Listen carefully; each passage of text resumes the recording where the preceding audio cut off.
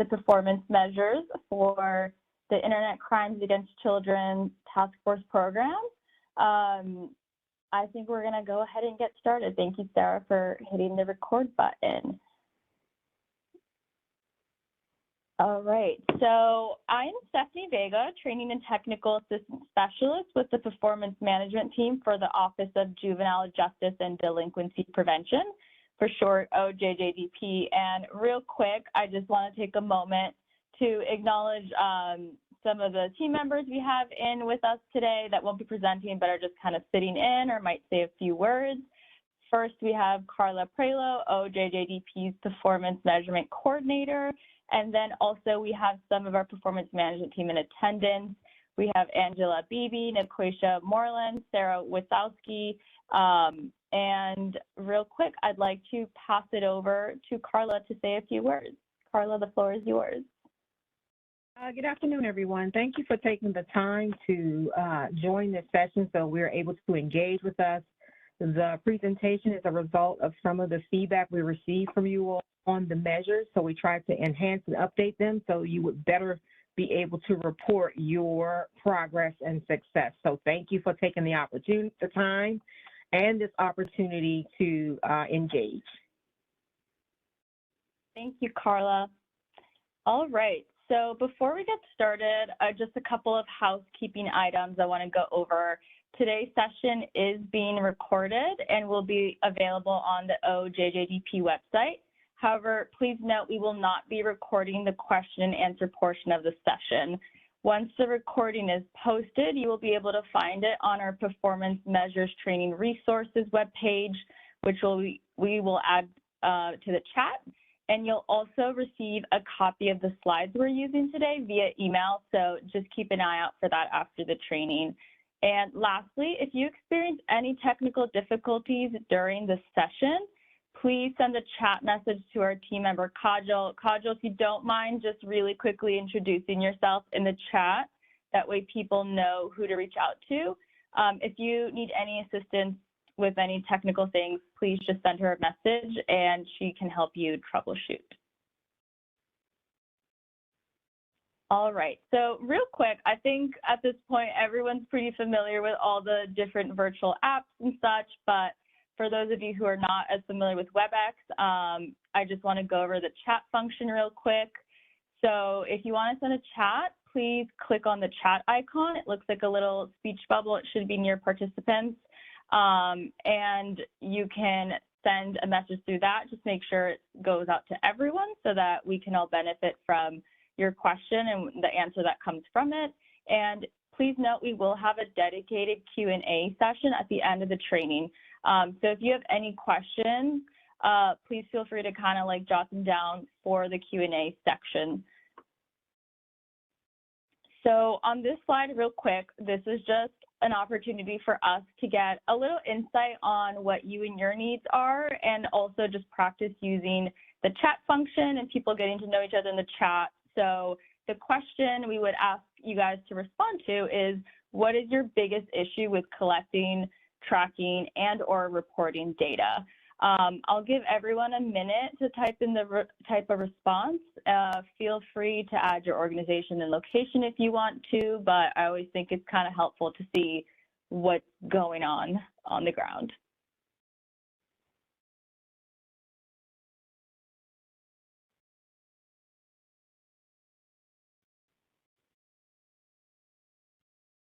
No issues. All right, well, that's a nice one. Love that.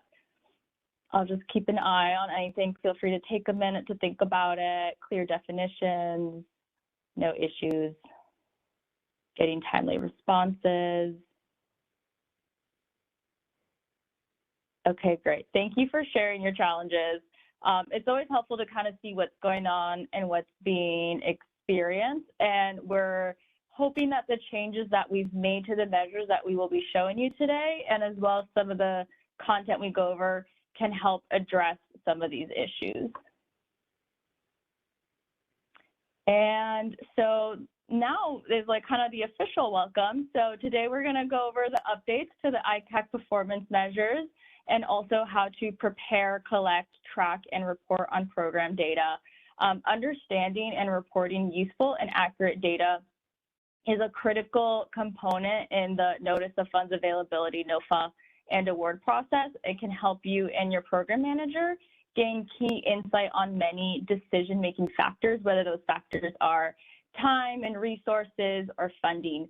And OJJDP uses performance data to not only better understand the agency's story, but also to demonstrate outcome-based results. And so by collecting and sharing information, it really helps us better understand how well ITAC is operating on the ground.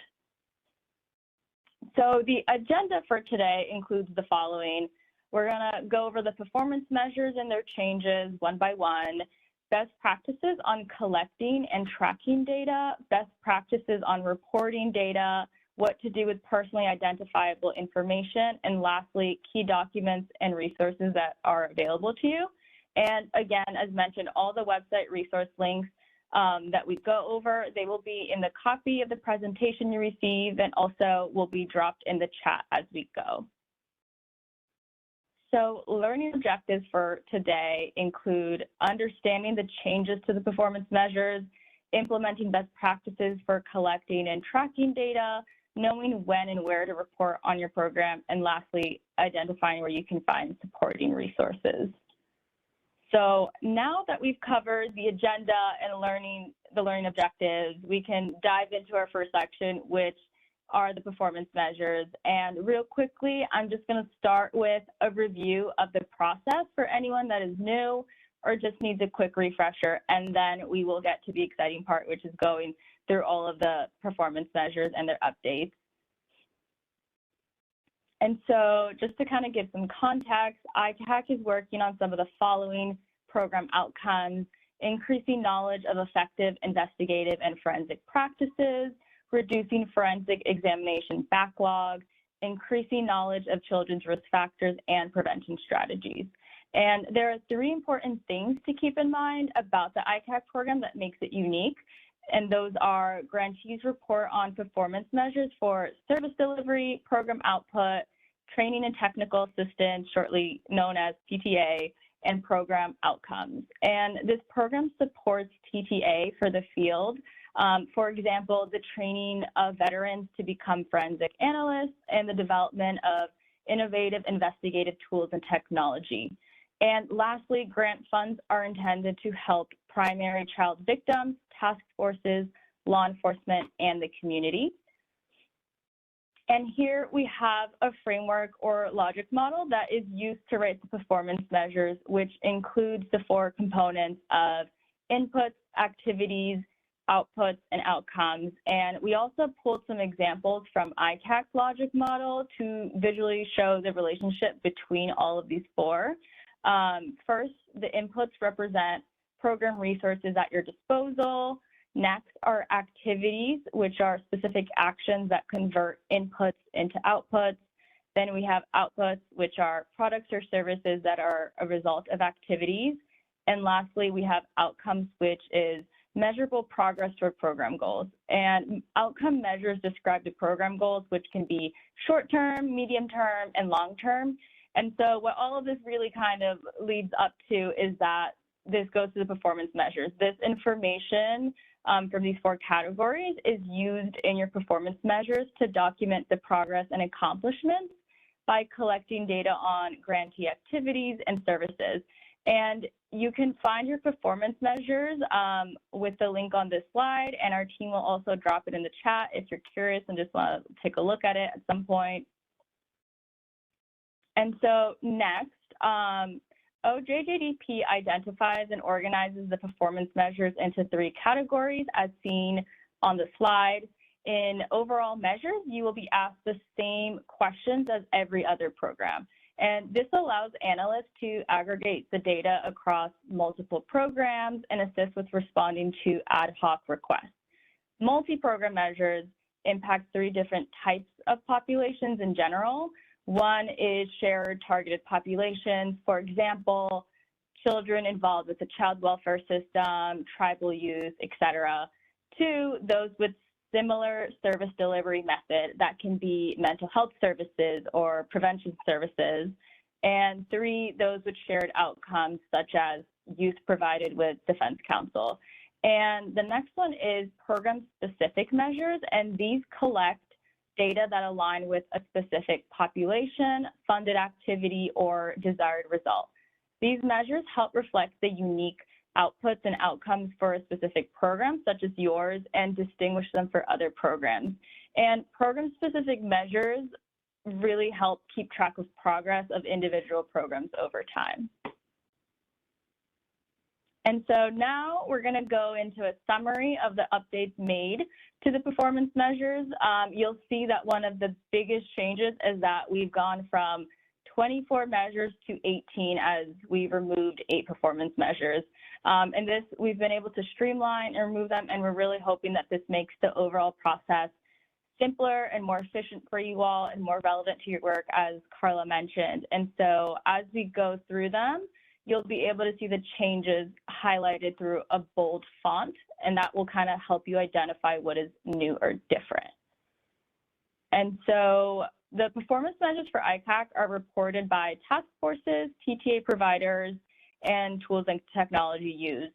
And as we go through the performance measures, you'll see that there's a first column that lists the measure, the second column, which provides a definition, and the third column, which includes the related questions. And the questions, which are the third column, is what you see when you go into JustGrants to report. So those are the questions you're seeing, but we do add all this other information too, which I think really helps you understand like what we're looking for. And so starting with the first measure, it was not changed. It was number of prevention activities conducted, but you will see through the bold font that the definition was updated.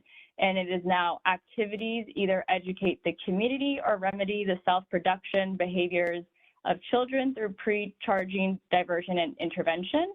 Prevention activities can be presentations to civilian groups or audiences, public events, and other outreach, such as radio or TV interviews, repetitive public service announcements, social media campaigns, billboards, placards, and print media.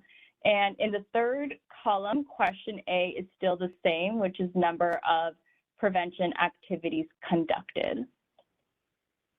In the second measure, you'll see there was a little bit more changes going off of the bold font. And so the second measure is number of individuals attending a presentation or activity. The definition is a presentation is a speaking engagement that may or may not involve a booth. And question A is estimated number of individuals attending a presentation/activity. And so you should be able to see in the first column that that was updated. It used to be served by a prevention activity, and it is now attending a presentation or activity. In the second column, that definition was also updated. And then the third column, question A, was updated with some text changes, such as it is now estimated number of individuals and attending instead of served by. The third performance measure is number of technology-facilitated citizen complaints involving children received. The definition is total number of citizen complaints received excluding cyber tips. Cyber tips will be obtained from the National Center for Missing and Exploited Children, NCMEC, and the question is number of technology-facilitated citizen complaints involving children received. In the first column, the performance measure was updated from the word criminal to citizen. In the second column, the definition was updated. In the third column, question A was updated from criminal to citizen. And question B, which was type of complaint received, was actually removed. And something to flag here, because we did receive a couple of questions before the training about this. OJJDP does not and will not be receiving your cyber tip numbers from NCMEC each month. We also received a question about if there would be changes in the screening of cyber tips before they reach the investigating agency, and that would be a question better directed to NCMEC. And so the fourth performance measure is number of investigations of technology-facilitated crimes against children initiated. The definition is An investigation is an inquiry and examination of the facts of a criminal complaint or tip received. Investigations may result from complaints received, referrals, cyber tips, or self-initiated activity. A new investigation is one opened during the reporting period, usually during the last 6 months. And the question is number of investigations of technology-facilitated crimes against children initiated new. And so in the second column, the definition was updated by adding that second sentence that you see in bold font. And in the third column, question A was updated to include new. This is a new measure that was added to the list of performance measures for ICAC. This new measure is number of arrests. The definition is an arrest is a formal custodial detention of a suspect on criminal charges resulting from an investigation. An arrest can stem from probable cause, an arrest warrant, or court proceedings. And the question is number of arrests. The sixth performance measure is number of training events. The definition is training conducted by task forces, refers to in-person or virtual training and learning activities, including planning, curriculum development, and delivery, aimed to help individuals apply the knowledge, skills, and attitudes needed by a task, job, or organization. Training events are planned activities that are delivered to help individuals apply knowledge, skills, and attitudes needed by a task, job, or organization. Training events may include both the trainer and training of individuals. Question A is number of trainings held, and in the first column, the word request was moved so that it's now number of trainings. And the definition in column 2 was updated to specify trainings conducted by task forces. And in the third column, again, request was removed so the focus is actually on training events being held. The seventh performance measure is number of individuals trained, population trained. The definition is number of individuals who attended a training event, personnel trained by population/discipline, law enforcement personnel trained, prosecutorial agency personnel trained, other personnel trained. Question A is number of individuals trained. Question B is population discipline trained. And as you can see by the bold font, the definition was updated, and question B in column 3 was updated from population trained to now population/discipline trained. The eighth performance measure is amount of investigative technical assistance provided to law enforcement agencies. The definition is technical assistance refers to development, dissemination, and delivery of specialized knowledge or expertise to an organization or group not currently part of the task force or individuals to address a problem for the purpose of informing policy, procedure, and practice. And the question is number of technical assistance requests delivered to law enforcement agencies. Non-member was removed from the performance measure definition and question. Previously, it was non-member law enforcement agencies. You can see now it's just law enforcement agencies. And also question B was removed. The ninth performance measure is number of newly identified child victims of a technology-facilitated crime.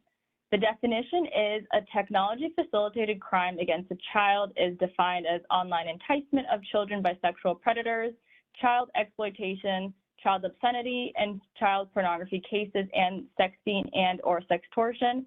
Newly identified child victim is one found as part of a forensic exam in the last 6 months. And question A is number of newly identified child victims of a technology-facilitated crime. And as you can see with the font, newly identified was added to all 3 columns here. The 10th performance measure is number of cases of technology-facilitated crimes against children referred to a prosecutor for charging.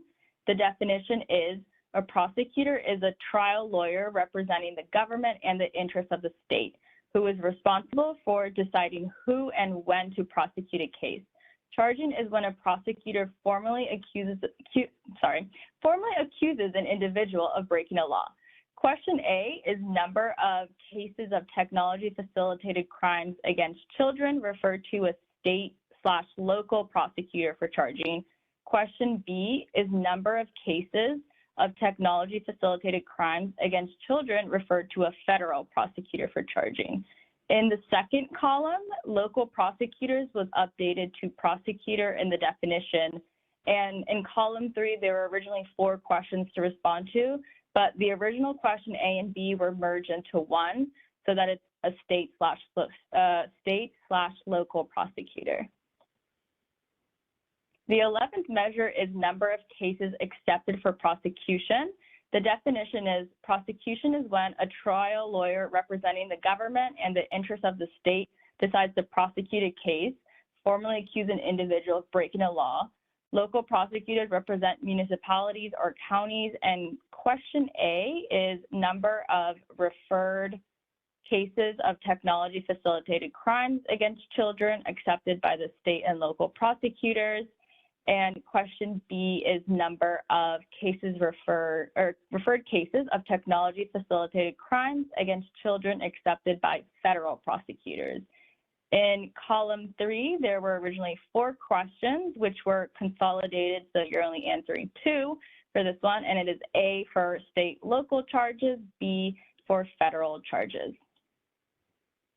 The 12th measure is number of digital forensic examination conducted.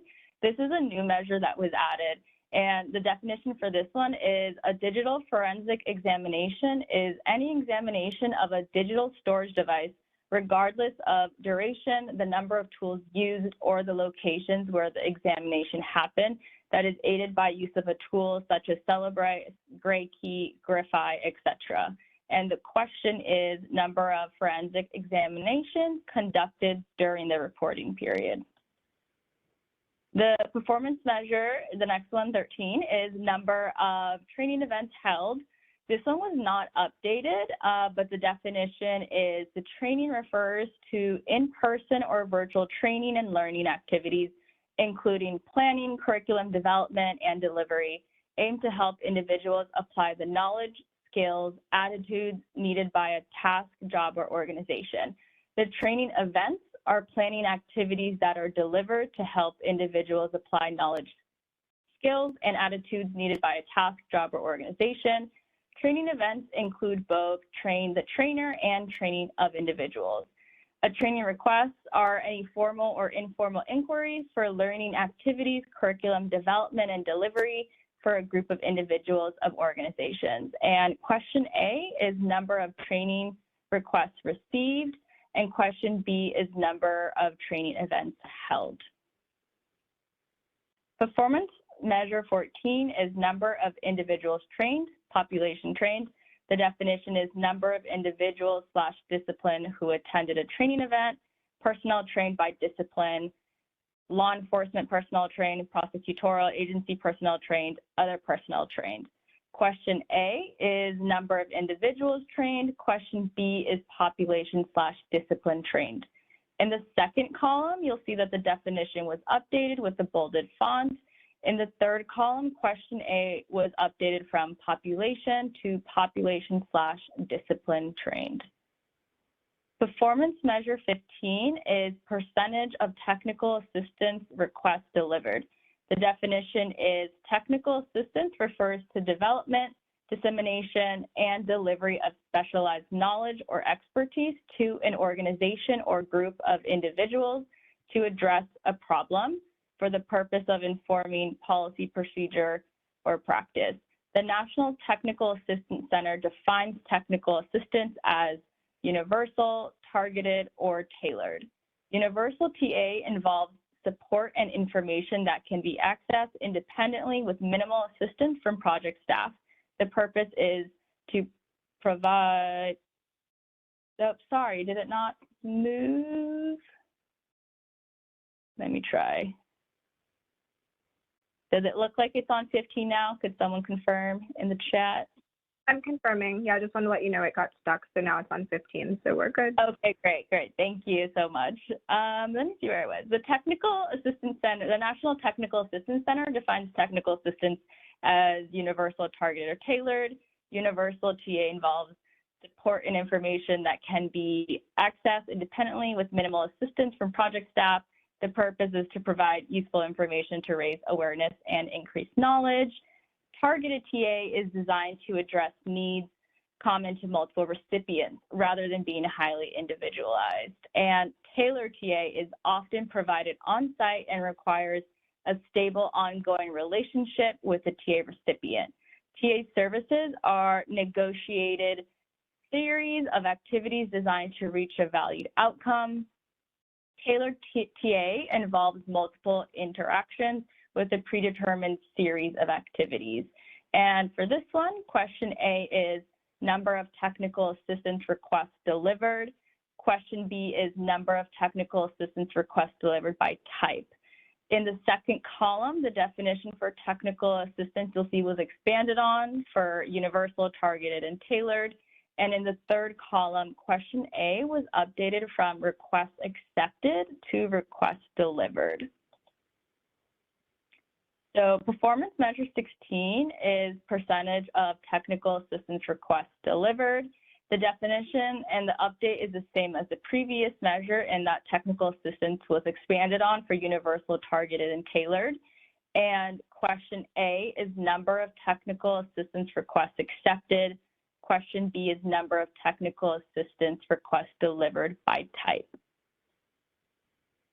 The 17th performance measure is number of organizations who implemented a tool, technology, or method as a result of technical assistance. The definition is a tool, technology, or method is a product used to enhance, refine, or advance the capacity of an organization to perform assigned tasks and responsibilities. Implemented indicates an organization used the tool, technology, or method at least once while performing their duties, not as part of training, technical assistance, or as a test. Question A is number of organizations that received or accessed a tool, technology, or method. And question B is number of individuals that received or accessed a tool, technology, or method. In the first column, the performance measure was updated from percentage to number of organizations. And then in the third column, question B was updated from number of organizations to number of individuals. And the 18th and final performance measure is number of suspects of a technology-facilitated crime against a child accurately identified by a new tool, technology, or method. The definition is an accurate identification is when a tool, technology, or method delivered a positive identification of a suspect according to data verification and the guidelines governing use of the tool, technology, or method. Count all verified accurate identifications of a suspect. And question A is estimated number of suspects of a technology-facilitated crime against a child identified by a new tool, technology, or method. In the third column, question A was updated to be estimated number of suspects, and question B was removed. So now that we've gone through all the performance measures, hopefully you can see the changes that have been made with the intention of making them more relevant to your work. Again, if you have any questions, please, make sure to jot those down so that you can ask them in the Q&A section. And with that, we're now going to review best practices while collecting and tracking data. So on this slide, we address some common barriers to effective data collection. We also kind of saw that a little bit with the practice chat we did. So some of the barriers may include data privacy laws. While designed to protect the identity of youth, an important goal that we all support, these laws can also limit the ability of systems and organizations to share information if you are working with that same youth.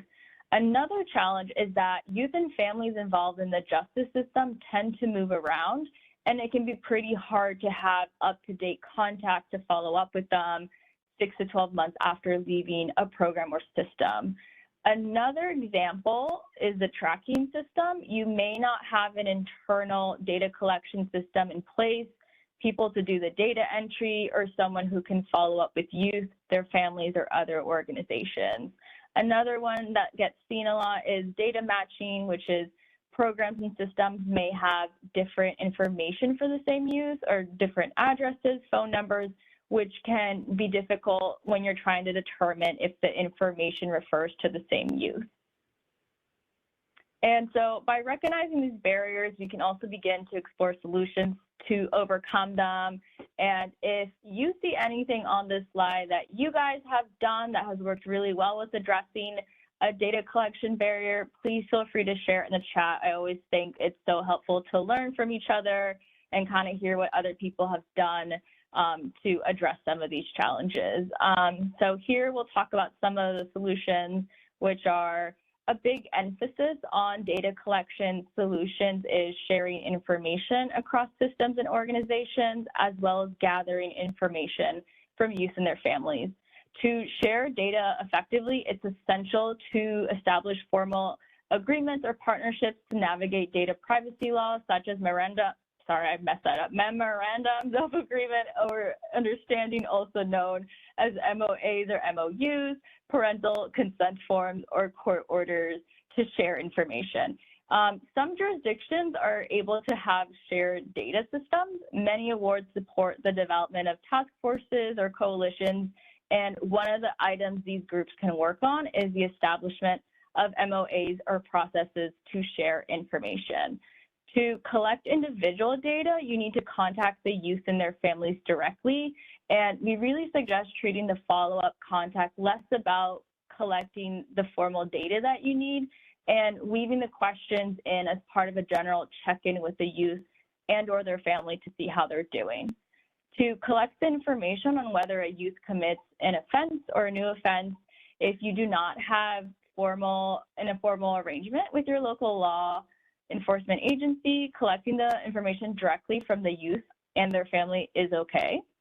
It's an okay alternative. And lastly, the Models for Change Information Toolkit has some additional information and examples from jurisdictions along with sample resources. And again, the link is on the screen and someone from our team will drop that resource in the chat box if you want to look at it. And if available with your grant, the training and technical assistance provider can also help you with conducting a data sharing analysis, developing MOUs or MOAs, consent forms, or other processes. They're a great resource to tap into if you have one. And so now let's take a moment for a little bit of a knowledge check. We have a short scenario for you to consider. Brenda is a new ICAT grantee, and she just received these updated performance measures, just attended this training, and if she's sitting at her desk wondering how to get started, what would you recommend she do to prepare for data collection in this current July to December 2024 period to report in January 2025? So if you've done this before, kind of take a moment to think about what you would recommend someone do to get started. And I'll kind of give everyone a minute in the chat. Feel free to take a minute to just think.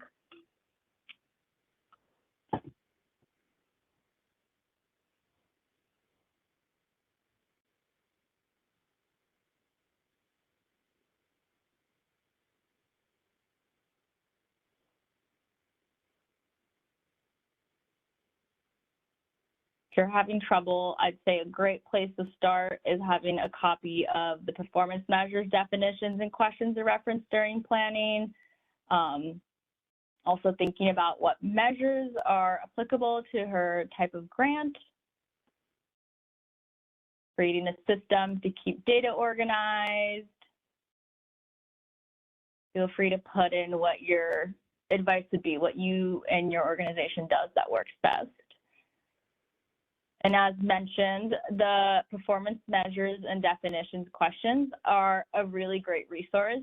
We recommend getting familiar with them. As mentioned, a lot of the performance measures have been updated, and you will still follow a similar process to collect data on these measures, but we recommend you determine who will be responsible for capturing and tracking the data, who will be responsible for reporting the data into Just Grants in January 2025.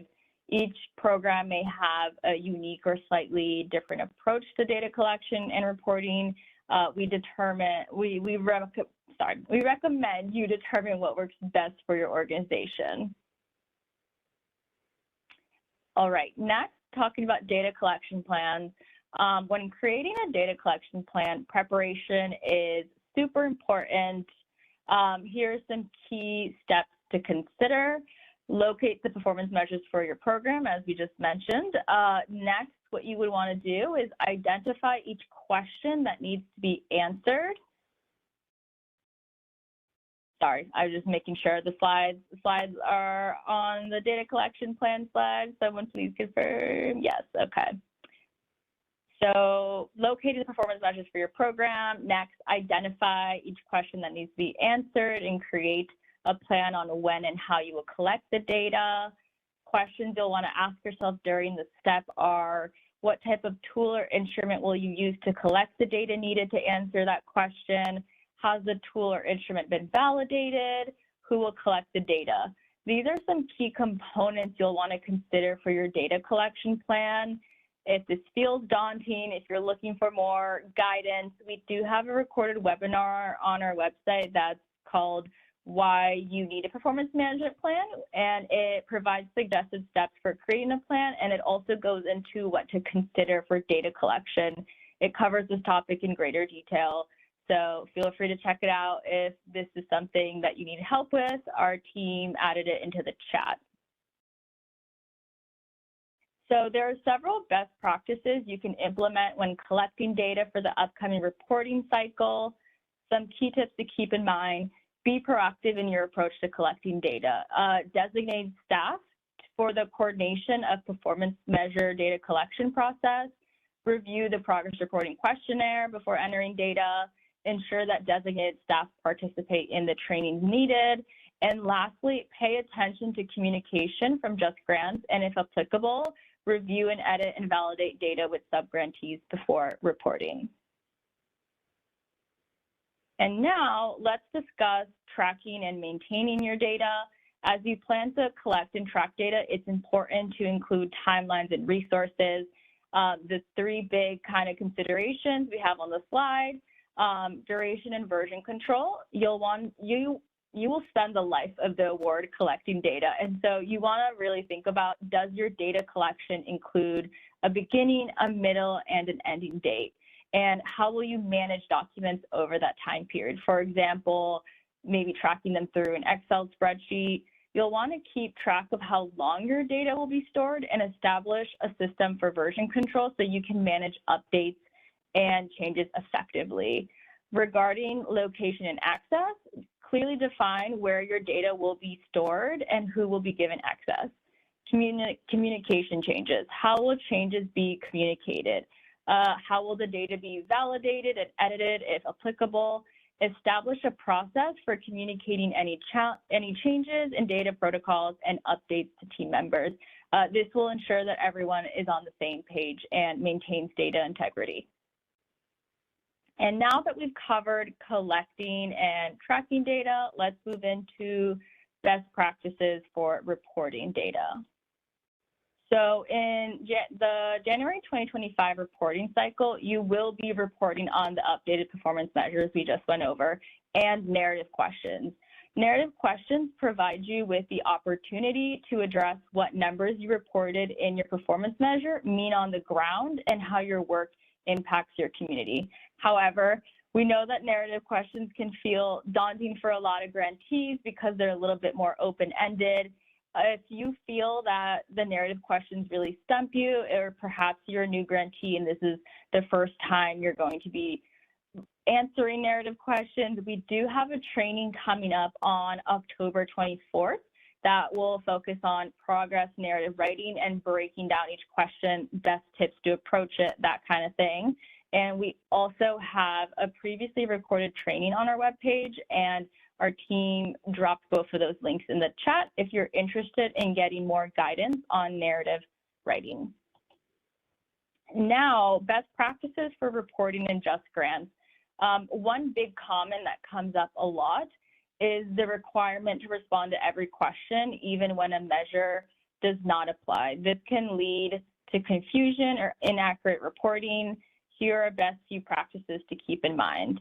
If a measure does not apply, you can enter a 0 value and then add an explanation by selecting the comments field. You can see a screenshot on the slide.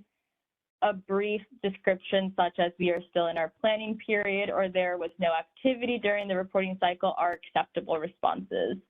Avoiding duplications in count can be very challenging. Having more than one person review the data, for example, if a program manager is doing a site visit, they can help you ensure duplicate data does not exist in your reporting. Another best practice when trying not to duplicate data is to spend down funds and create a final report of activities you performed for the oldest award first before beginning to enter data and reporting on another award. If this is not possible, prorate your quantitative data according to the amount of each award. You can contact Just Grants with any concerns related to error messages found in Just Grants. You can save your data and resume entry at a later point. And for more information on this, there is a link on the screen that we'll also add in the chat, and we will at a later point, we'll also go into resources and you can get their contact info. So some grantees may receive funding from other awards. For those of you who manage multiple awards, here are some considerations to keep in mind. A service should be reported under one program or the other. It cannot be reported under multiple programs. If you have difficulty tracking services for each specific award, have questions, or need specific strategies, your OJJDP program manager is a great resource. They can help you identify an appropriate method for prorating all services to allocate numbers to each award. As a reminder, all discretionary awards have 2 reporting deadlines. As you can see on this slide, for the reporting period of July to December, oh, sorry, I'm getting WebEx. You guys can all hear me, correct, and see my slides? Please confirm. I just got an error message for some reason. Yeah, this I can see it. Okay, WebEx just popped up. Okay, sorry about that. As a reminder, all discretionary awards have 2 reporting deadlines. As you can see on the slide, for the reporting period of July to December, the reporting deadline is January 30th. The other reporting period is January through June with the reporting deadline of July 30th. And what I really want to highlight here is that the updated performance measures will be taking effect for this current July to December reporting period. And what that means is that you will need to collect data and information on these updated performance measures to report on them in January 2025. Okay, now let's talk about personally identifiable information, PII. It's crucial to know how to handle it appropriately in your data collection. Collecting and tracking data that contains PII should be done with considerations towards the Privacy Act of 1974. The purpose of this act is to balance the government's need to maintain information about individuals with the rights of individuals to be protected against unwarranted invasions of their privacy stemming from federal agencies' collection, maintenance, and use of and disclosure of personal information. So in accordance with this act, you want to collect the data, only the data that you need. And you'll also want to ensure any PII you collect is stored securely. Passwords, if you're using printed materials, keep that information in locked desk drawers, file cabinets, that kind of thing. And when using sensitive PII, keep it in an area where access is controlled and limited to persons that have an official need to know. And now I'd like to go over some resources that are at your disposal that can provide you with additional assistance and information. The first one is the OJJDP PMT Help Desk. Contact information is available on the screen. You can contact us by phone or email. I believe our team also dropped it in the chat right now. And for faster response, we encourage our grantees to email the help desk. We're available to help you with any questions you may have about responding to the progress reporting questions or the performance measures. and our hours are also listed on the screen. And please do not hesitate to leave a voicemail or email if you're like working late on something, you have a question, even after business hours. The PMT Help Desk returns emails and phone calls within 24 hours. Next, we have the contact information for the Just Grant support team. If you experience any issues with the Just Grant system, we strongly encourage you to reach out to them. They are available between 5 a.m. to 9 p.m. Eastern Time, Monday through Friday, and 9 a.m. to 5 p.m. Eastern Time, Saturday through Sunday, and on federal holidays. And we also put their information in the chat. Next, we have some additional Just Grants information for instructions on locating, completing, and submitting performance reports in Just Grants. You can view the demonstration video linked on the slide, and we'll also put it in the chat. And then we also have the login information on the right of the slide if you need that. And as we wrap up, just want to take a moment to kind of review the key takeaways. First, we went over the updated ICAC performance measures.